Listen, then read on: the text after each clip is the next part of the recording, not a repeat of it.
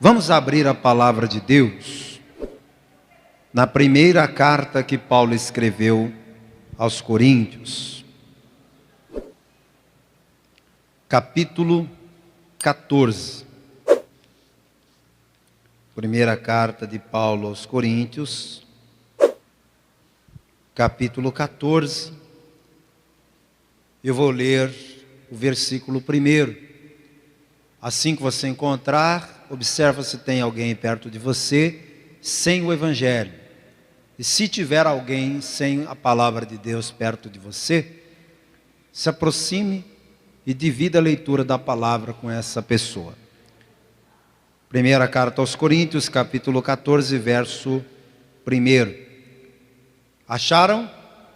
Diz assim: segui a caridade, o amor, algumas traduções mais atuais, o amor, e procurai com zelo os dons espirituais, mas principalmente o de profetizar. Olha o conselho do Espírito Santo aqui na palavra: segui o amor e procurai com zelo os dons espirituais, mas principalmente o de profetizar. Se a palavra está dizendo que é principalmente o de profetizar, é porque esse dom da profecia é muito importante para a nossa vida, amém, amados?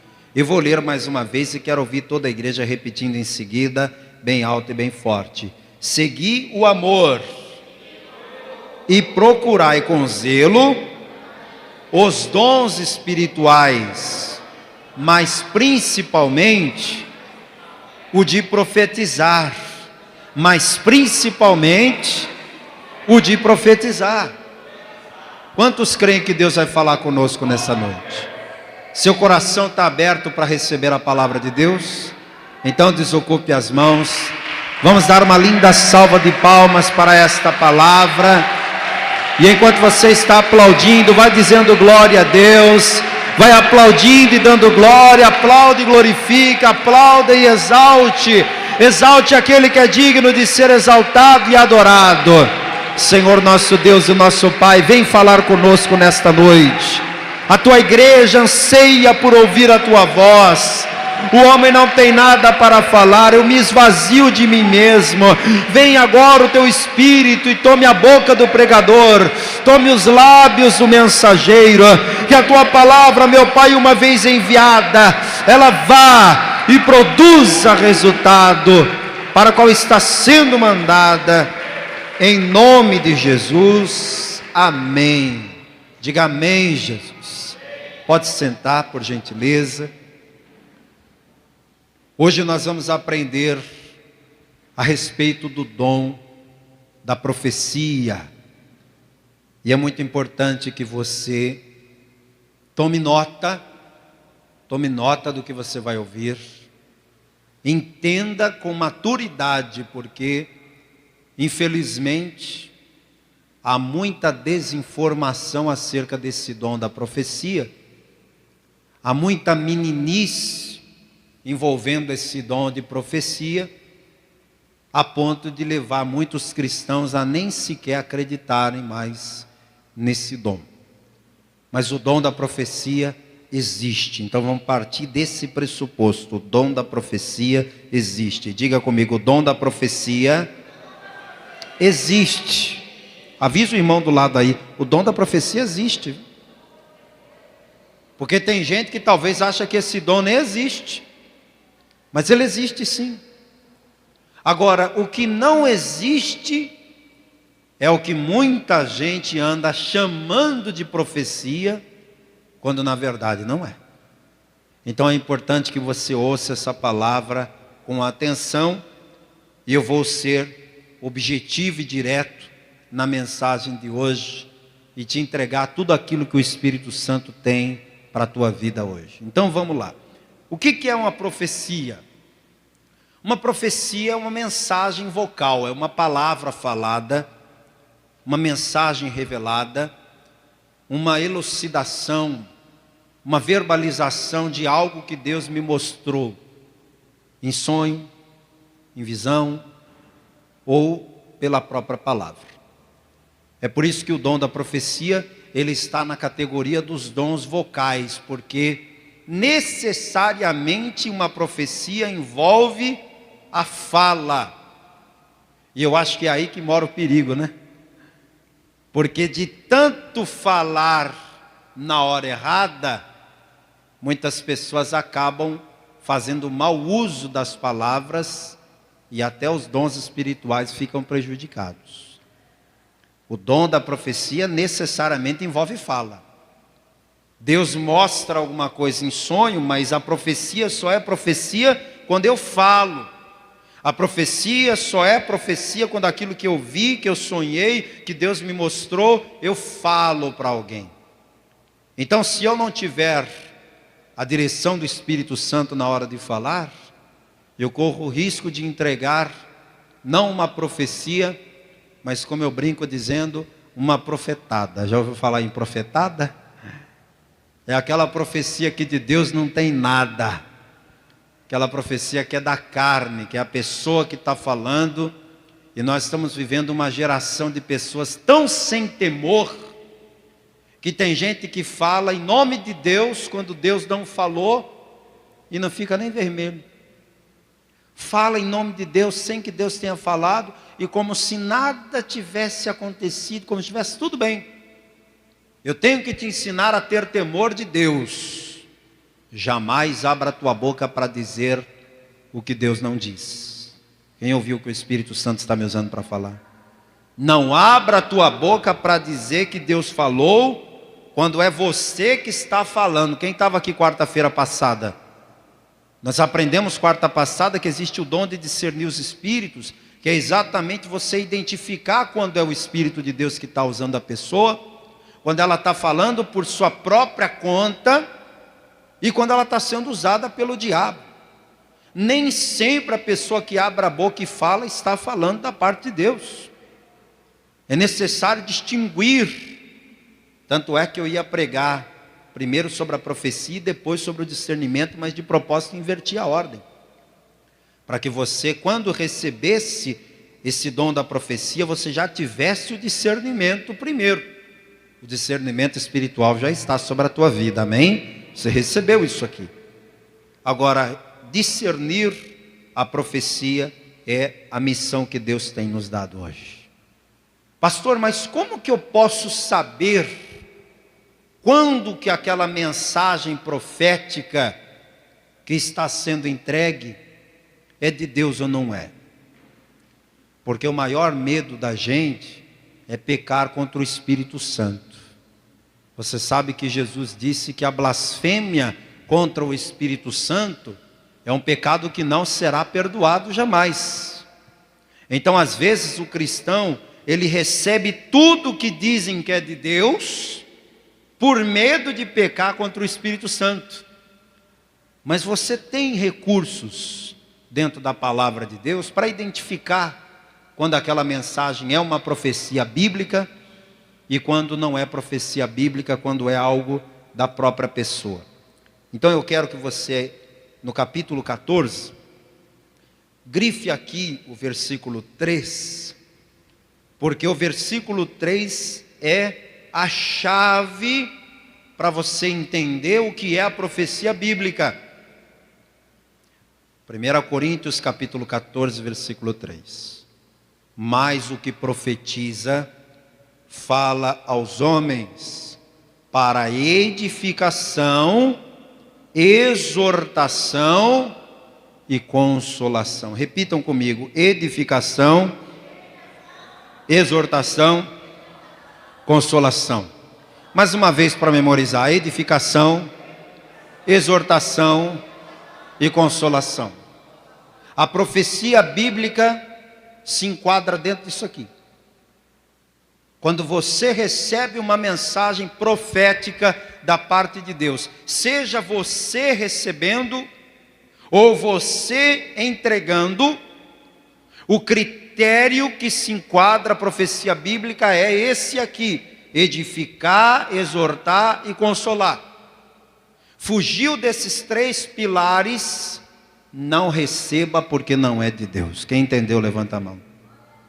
Então ficou fácil agora. Você não precisa ter medo.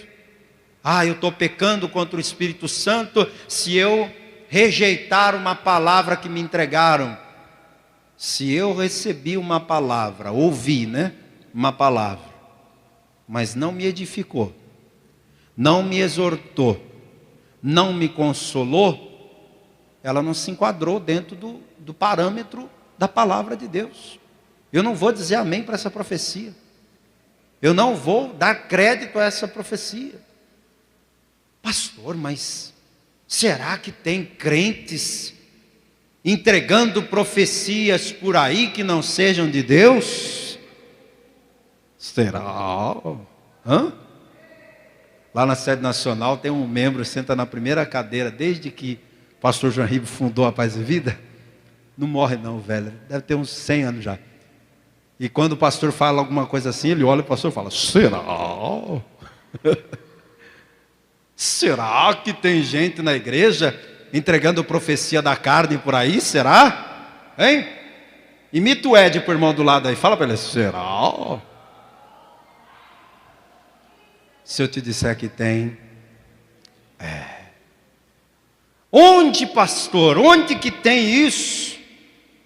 Eu não sei se você já congregou em outras igrejas, ou se você é filho na fé do pastor João Ribeiro Palharim e se entregou a Jesus na Paz e Vida. Mas se você já andou por aí, já congregou em outras igrejas, você já deve ter observado que quando o assunto é profecia, existem 2 extremos. Tem aqueles que não acreditam na profecia de jeito nenhum, que fala que esse negócio de profecia não é de Deus, que Deus falou por meio de profetas só no Antigo Testamento e que depois disso acabaram as profecias. Alguém já ouviu esse tipo de pregação? Que as profecias acabaram, que não existe? Existem igrejas com esse ponto de vista.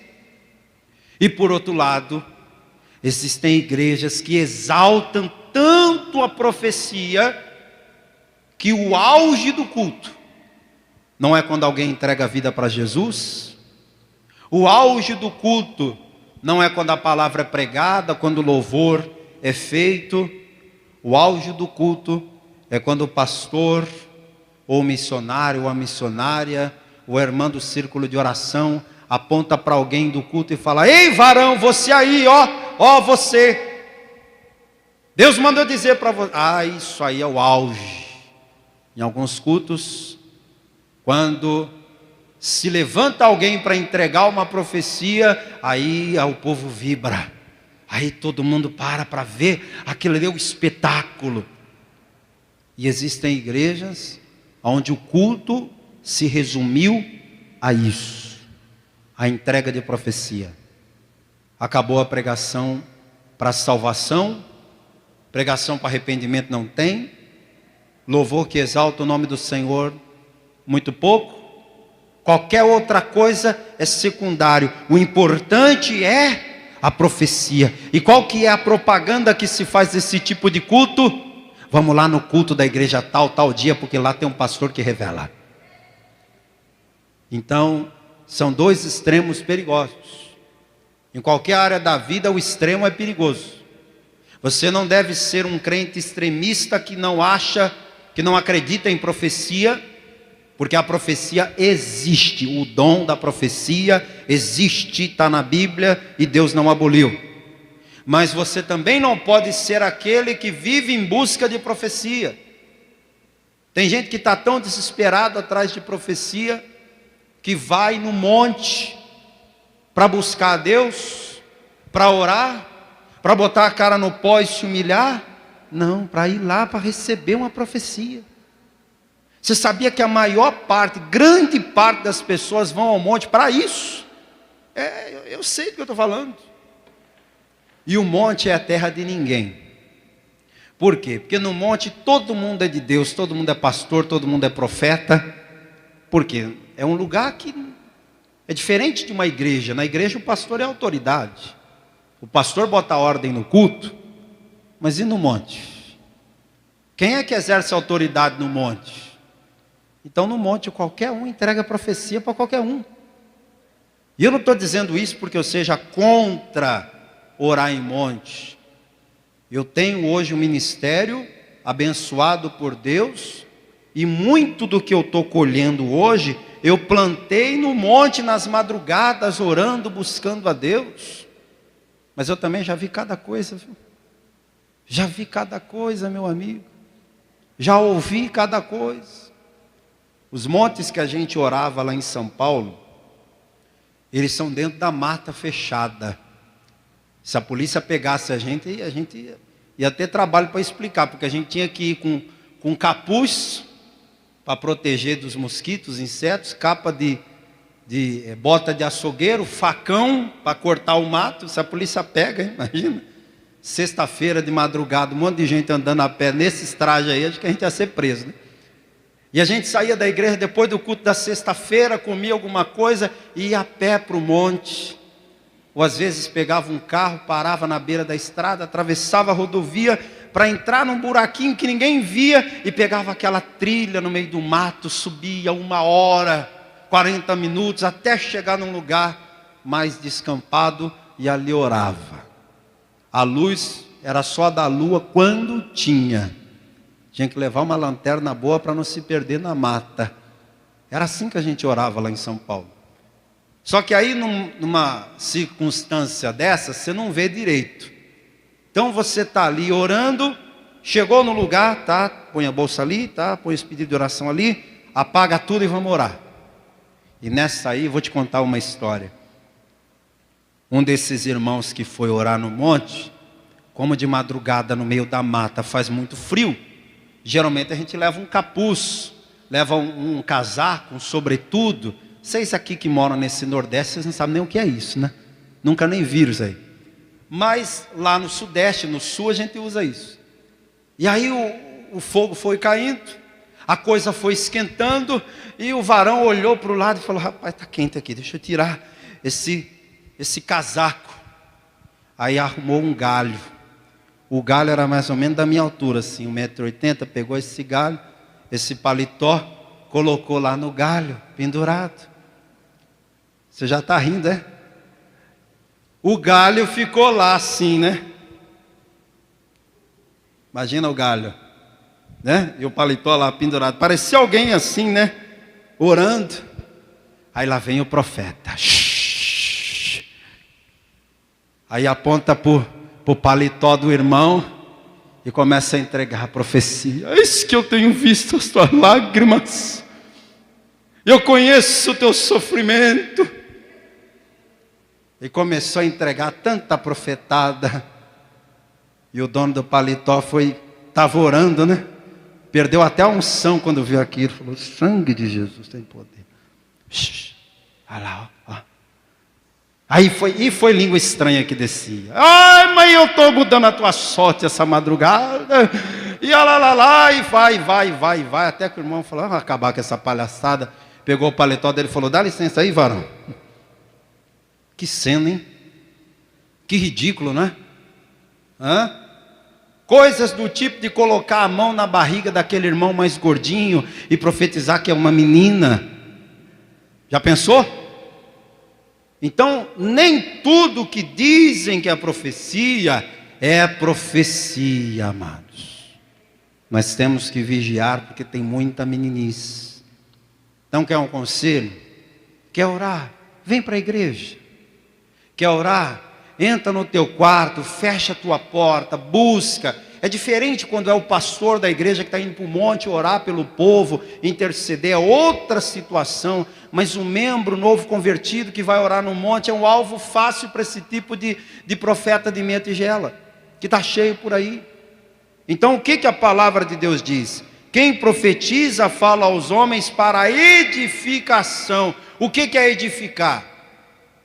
O verbo edificar tem a mesma conotação que construir, que erguer, que levantar. Sabe o que Deus faz através da profecia? Você chega na igreja caído, quebrado, destruído, mas Deus envia uma palavra profética que te levanta, que te constrói, que te edifica. Depois que aquela palavra vem para você, você sente que Deus está trabalhando na tua vida como alguém que constrói um prédio. Deus começa a construir o projeto dele para você.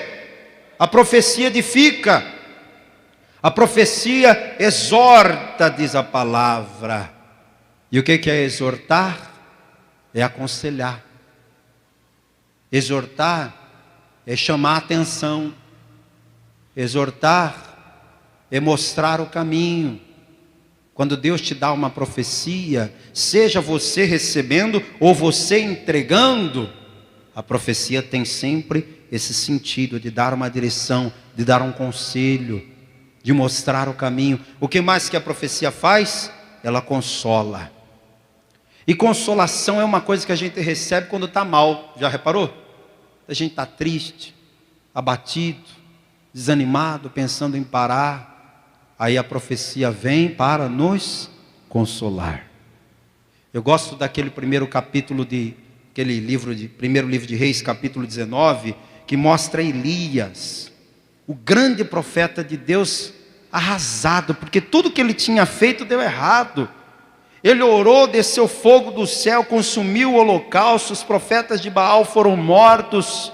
O povo disse: só o Senhor é Deus, só o Senhor é Deus. Mas no dia seguinte, continuou todo mundo desviado. Continuou todo mundo do mesmo jeito.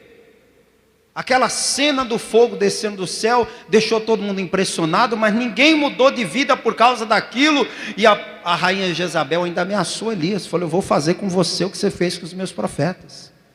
Você não perde por esperar.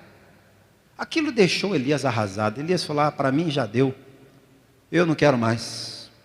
E ele caminhou o máximo que as pernas puderam andar e orou dizendo: Senhor, me leva. Me leva, eu tenho certeza da minha salvação, pode me levar. Me leva, Senhor, porque para mim não adianta mais ficar na terra, eu estou só. Se você ler lá em 1 capítulo de Reis 19, 1 Reis 19, você vai ver o Elias repetindo essa frase: eu fiquei só, eu fiquei só. Aí Deus mandou uma palavra profética para consolar o Elias. E qual foi a palavra profética? Eu tenho 7.000 joelhos que não se dobraram diante de Baal, 7.000 homens cuja boca não beijou a imagem de Baal. Aquela palavra profética levantou Elias de uma tal maneira que ele se levantou, caminhou de volta até a posição onde Deus o queria. Ele vai levantar um novo profeta, um novo rei, e ele vai seguir até o dia que Deus tinha determinado. Então a profecia, quando ela vem para você, ou ela vai te edificar, ou ela vai te exortar, ou ela vai te consolar. Amém, igreja? O que não é profecia? Anota isso aí, porque tão importante quanto saber o que é saber o que não é. O que não é profecia? Profecia não é prever o futuro. Eu sei que algumas pessoas já tiveram experiências com misticismo. Eu não vou perguntar aqui, mas eu sei que aqui na igreja já tem gente que já teve essa experiência com misticismo. Esse negócio de quando você não conhecia a palavra, você não podia ver uma cigana que você já ia lá para ela ler a mão, ou pessoas que não saíam de casa sem ler o horóscopo, ou ouvir no rádio, ou acessar na internet. Ou alguns chegaram até a visitar ambientes assim, onde se vê o futuro. Eu não quero te envergonhar não, mas isso é comum no Brasil. E aí as pessoas se convertem. A pessoa se converte. No passado ela já gostava desse negócio de saber o futuro. Aí ela se converteu, ela sabe que não é de Deus isso, né? Só que aí ela descobre que tem a irmã fulana que é profeta. Tem um irmão ciclano que é profeta. Olha que maravilha. Antigamente eu dava a mão para a cigana ler. Agora não, eu vou na casa do irmão fulano que é profeta, vou na casa da irmã ciclana que é profetisa, e ela vai me dizer se eu caso esse ano ou não. vai me dizer se eu vou ser chamado para trabalhar naquela empresa ou não, vai me dizer se eu faço isso ou não. Tem gente que acha que profecia é isso. Profecia não é prever o futuro. Deus pode anunciar o futuro de alguém? Pode ou não pode? Deus pode tudo, Ele é Deus. Ele pode tudo. Só que a função do dom profético não é a revelar o futuro de ninguém a bel prazer. Todas as vezes que Deus revelou o futuro de uma pessoa, é porque havia um propósito envolvido naquilo. Não era porque a pessoa estava curiosa para saber alguma coisa sobre a sua vida ou sobre a vida do outro. O que não é profecia, gente. Não é esse comportamento infantil que muitas pessoas estão tendo, de ficar expondo detalhes da vida do outro. Eu não sei, vou insistir nesse assunto, porque na Paz e Vida a gente não tem esse costume, graças a Deus. Mas se você já foi em igrejas assim, você sabe que tem isso. No meio do culto, aí vem alguém no altar, ou alguém que sobe lá, porque é um tanto de gente que sobe no altar, que você pede até a conta no final do culto. Quantos que foram lá, pegaram aquele microfone para falar alguma coisa? Mas um daqueles tantos que subiram lá no altar, aponta para alguém e diz: olha, eu tenho uma palavra só para você.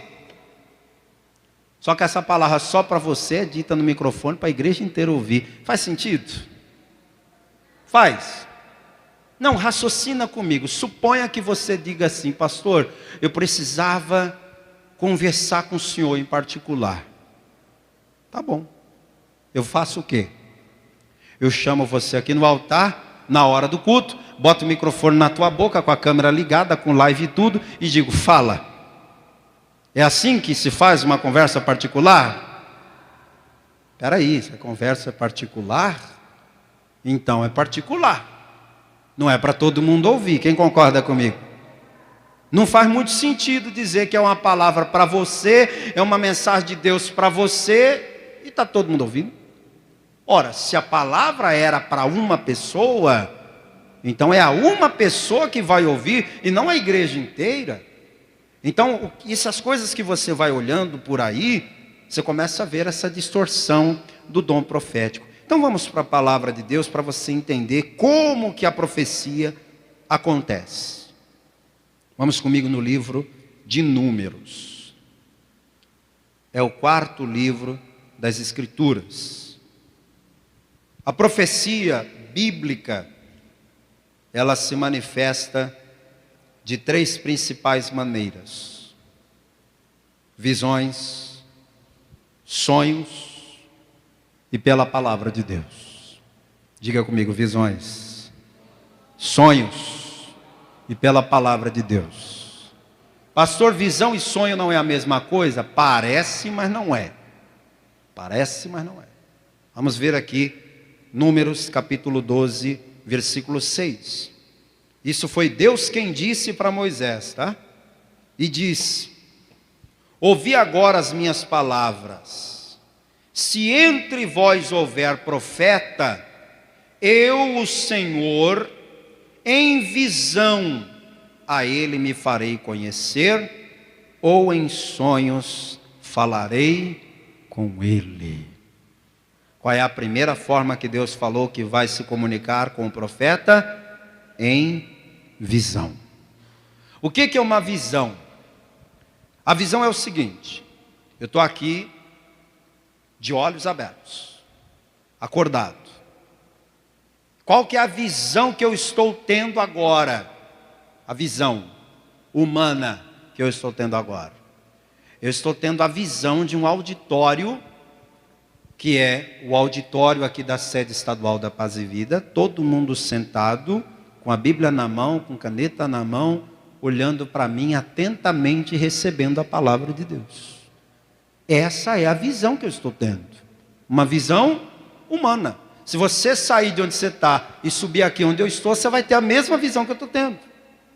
Agora, paralelamente à visão humana, como Deus me constituiu profeta para essa igreja, Deus pode, se Ele quiser, me dar uma visão espiritual neste momento. Dá um glória a Deus quem crê. Posso estar olhando para você agora e posso estar enxergando um anjo de Deus aí do seu lado. Posso estar enxergando algo descendo do céu para a sua vida agora. Eu posso estar enxergando isso.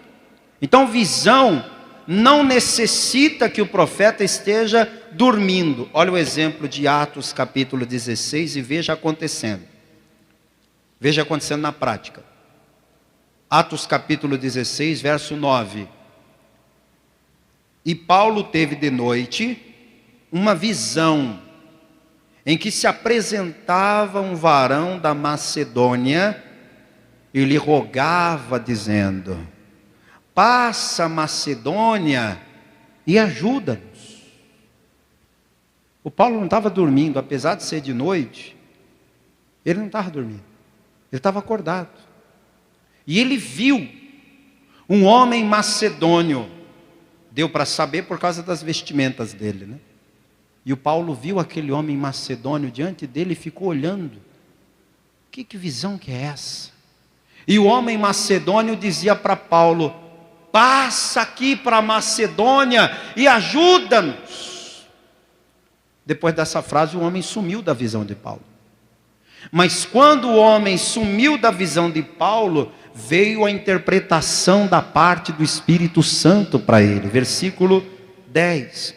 E logo depois desta visão, procuramos partir para Macedônia, concluindo que o Senhor nos chamava para lhes anunciarmos o Evangelho. Vamos aplaudir o Senhor. A partir dessa visão aqui, muitas cidades foram salvas, muitas almas foram ganhas. Foi uma visão. A segunda maneira como Deus fala com os seus profetas, ou com qualquer pessoa que Ele queira dar o dom da profecia, é por meio de sonhos. E eu vou te mostrar aqui uma pessoa que Deus deu uma mensagem profética por meio de sonhos. E eu acho que esse é um dos mais famosos personagens da Bíblia, quando o assunto é sonho. De quem que eu estou falando? De quem? José, o sonhador mor. Gênesis capítulo 37. José era o filho mais amado de Jacó. Ele não era o mais novo não, mas era um dos mais novos. Era o filho da mulher que ele mais amou. Um garoto muito esperado. Sabe aquele filho que você quer muito ter? E o Jacó queria muito ter um filho com aquela mulher que ele amava, e finalmente conseguiu, e nasceu esse rapaz, chamado José. O amor que Jacó tinha por José era tão grande que ele poupava esse filho de qualquer esforço. E na verdade não era um mimo não, é porque ele queria estar com aquele filho o máximo de tempo possível. E como ele tinha muitos filhos, ele mandava os outros e ficava com José. Só que isso despertou uma certa rusga entre os irmãos que queriam igualdade. Queriam José ralando com eles, trabalhando no pesado. E o Jacó não mandava o José de jeito nenhum. Além de não mandar, falava para José: se os teus irmãos aprontarem alguma, você me conta. E o José contava mesmo, entregava os erros dos irmãos. Aí a raiva aumentava mais ainda. Só que o José era um rapaz bom, era um rapaz de coração puro. E um dia Deus falou com José em sonho. Veja comigo aqui, Gênesis capítulo 37, versículo 5. Sonhou também José um sonho, que contou a seus irmãos, por isso aborreciam ainda mais. E disse-lhes: ouvi, peço-vos, este sonho que tenho sonhado. Eis que estávamos atando molhos no meio do campo, e eis que o meu molho se levantava e ficava em pé. Eis que os vossos molhos o rodeavam e se inclinavam ao meu molho. Então lhe disseram seus irmãos: tu, pois, deveras reinarás sobre nós? Tu deveras terás domínio sobre nós? Por isso, tanto mais o aborreciam, por seus sonhos e por suas palavras. Verso 9. E sonhou ainda outro sonho e o contou a seus irmãos, e disse: eis que ainda sonhei um sonho, e eis que o sol e a lua e 11 estrelas se inclinavam a mim. E contando a seu pai e a seus irmãos, repreendeu o seu pai e disse: que sonho é este que sonhaste? Porventura viremos eu e tua mãe e teus irmãos a inclinar-nos perante ti em terra? Seus irmãos, pois, o invejavam, seu pai, porém, guardava esse negócio no seu coração. Eu não posso pregar hoje sobre José, então eu vou parar aqui, porque senão eu não quero parar mais. História de José é envolvente. O fato é, o sonho que José teve aqui era um sonho profético. Você vai lá 3, 4 capítulos à frente, você vai ver exatamente isso aqui acontecendo. Deus revelou em sonho para José.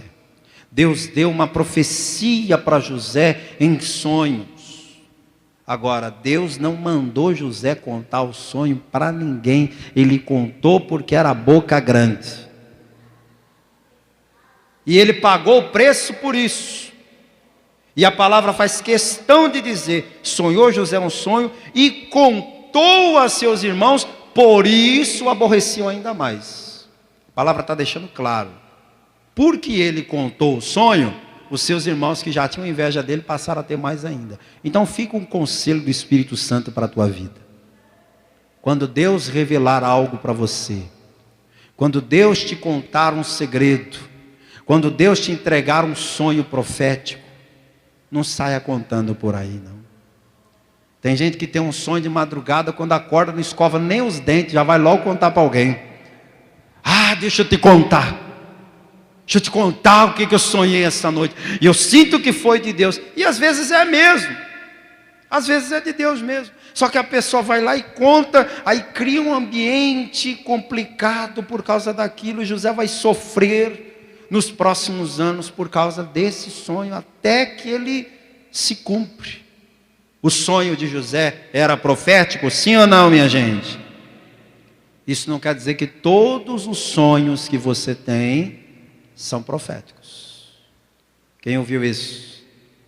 Você pode ter uma entrevista amanhã, um exame para fazer amanhã, uma audiência importante amanhã, aí essa noite você vai dormir e tem um sonho. E sonha que está lá na audiência, e sonha que está lá na entrevista, e sonha que estava conversando com o médico. Aí você acorda convicto de que foi Deus. Foi Deus não, meu filho, é o teu cérebro que está trabalhando com as informações que você já tem. Isso é humano, isso é natural. Nem todo sonho é profético. Você vai para um rodízio de pizza na sexta-feira, como se na manhã seguinte fosse o arrebatamento.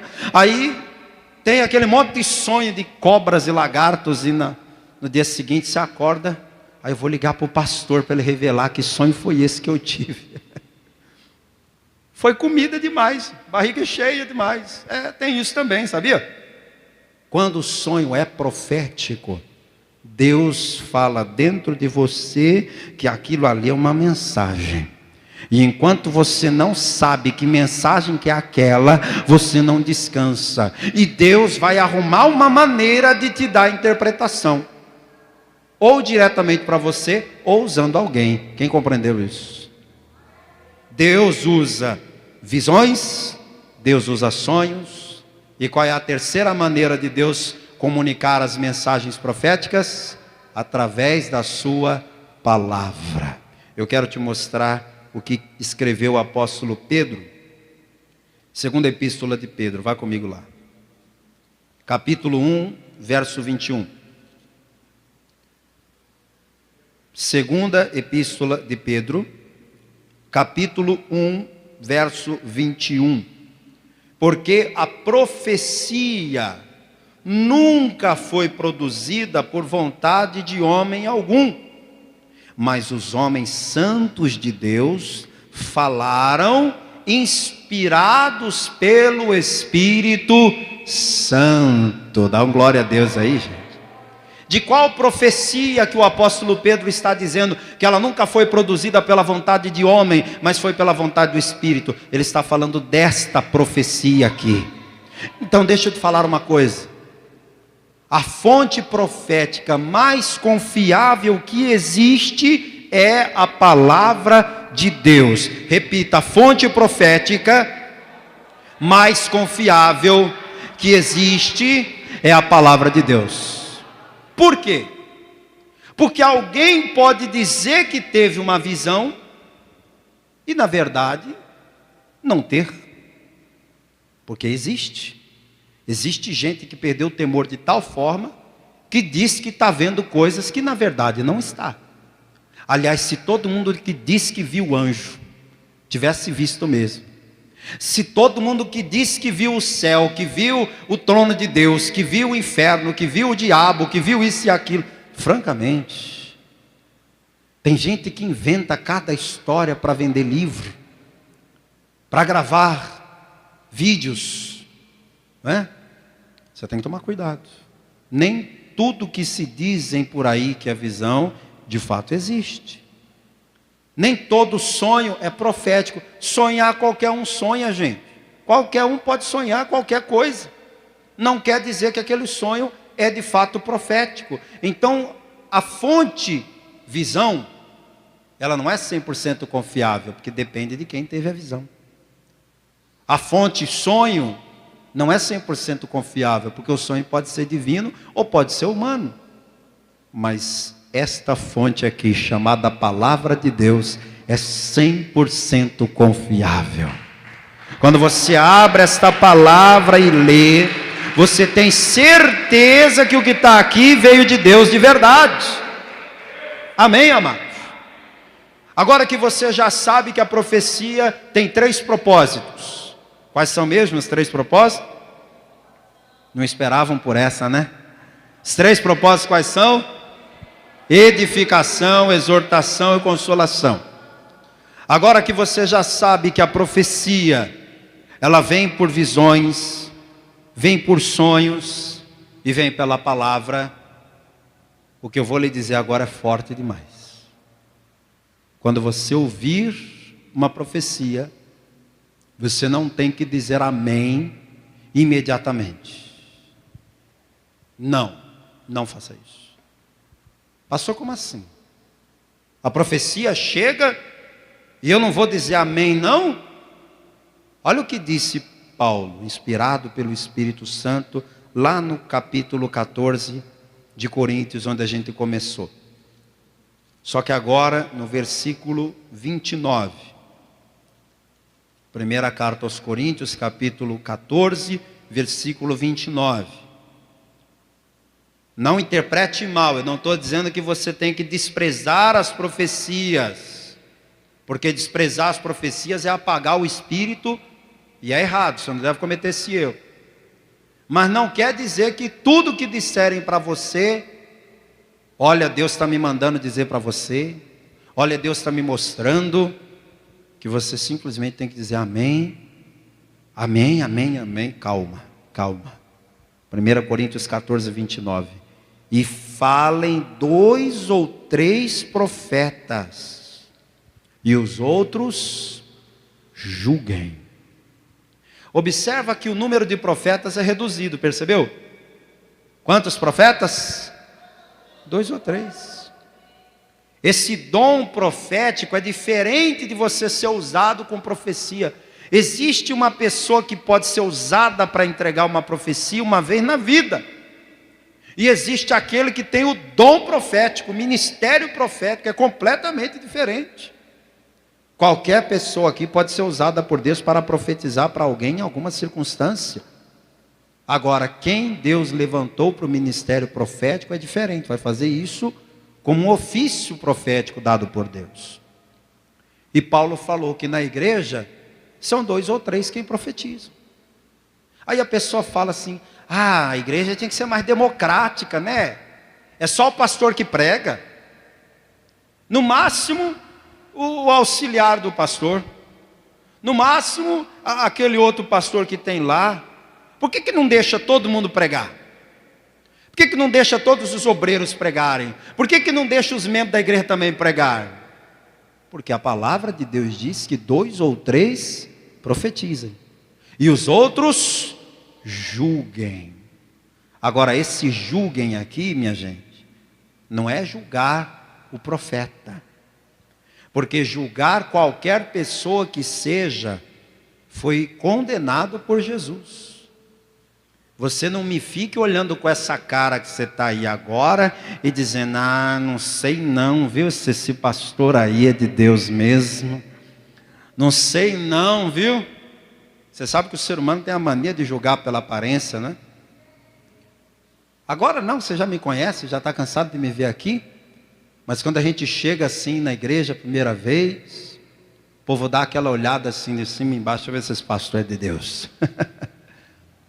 Não sei não, estou achando que ele não é de Deus, estou olhando para ele ali, às vezes troca um pastor ou outro, vem um outro pastor que você nunca viu na vida, mais feio, ou mais bonito, ou mais gordo, ou mais magro, aí você olha para ele e fala, não sei se é de Deus, como se você tivesse um olho de raio-x, que pudesse ver a comunhão que a pessoa tem com Deus. Não é julgar a aparência, quem está entendendo? Não é julgar a pessoa. Jesus disse, não julgueis para que não sejais julgados. O que você tem que julgar é a profecia, e não o profeta. Julgar o profeta, você não tem esse direito. Dizer se a pessoa é de Deus ou não é, você não tem esse direito. Agora, você tem o dever, não só o direito, o dever de julgar aquela profecia. Então a pessoa fala e você ouve. Você ouve. Os bons modos nos dizem isso, né? Tem alguém falando, você faz o quê? Ouve. A pessoa vai falando, você vai ouvindo. Falando, você vai ouvindo. Acabou de falar, você diz, obrigado, viu? Deus abençoe. E o amém, pastor? O amém vai ficar para outra hora, porque aí eu vou pensar, eu vou meditar, eu vou olhar se essa profecia contém edificação, exortação e consolação.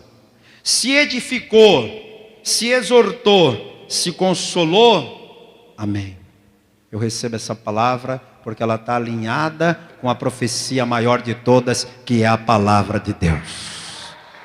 Caso contrário, meu amigo, eu não recebo. E eu acho que você deveria fazer o mesmo. Quem deve julgar as profecias? Quem? Em primeiro lugar, o pastor da igreja. O pastor tem que ser o primeiro a julgar a profecia. O pastor deve ser o defensor do rebanho.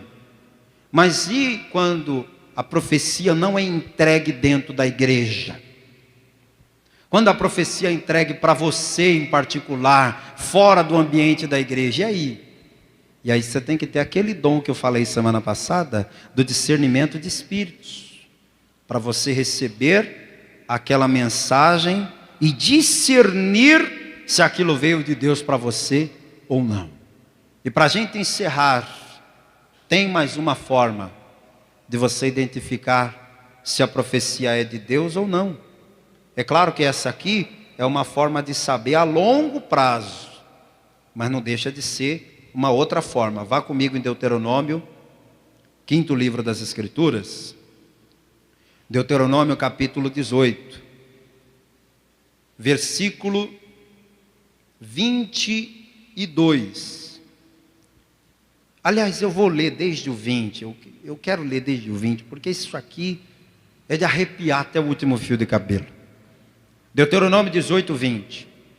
Porém o profeta que presumir soberbamente de falar alguma palavra em meu nome, que eu lhe não tenho mandado falar, ou que falar em nome de outros deuses, o tal profeta morrerá.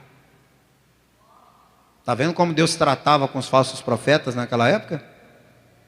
Deus não dava colher de chá para falso profeta vir dizer, assim diz o Senhor, quando não era Deus que estava falando. Versículo 21.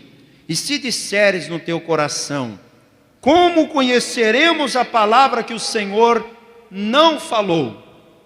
Quando tal profeta falar em nome do Senhor, e tal palavra se não cumprir, nem suceder assim, esta é a palavra que o Senhor não falou, com soberba falou o tal profeta, não tenhas temor dele. Eu pergunto e quero ouvir a resposta em voz alta. Deus erra? Deus se engana?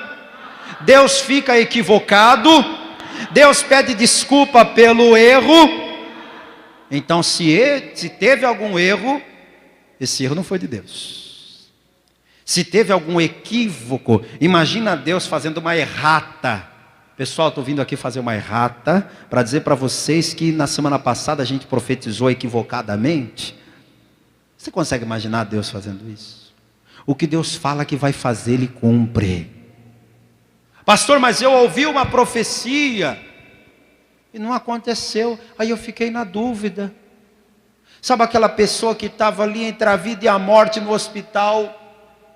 Aí chamaram o pastor, o profeta, o vaso, o ungido, a crente, a varoa, ou seja lá quem for, para orar pela pessoa que está lá no morre e não morre.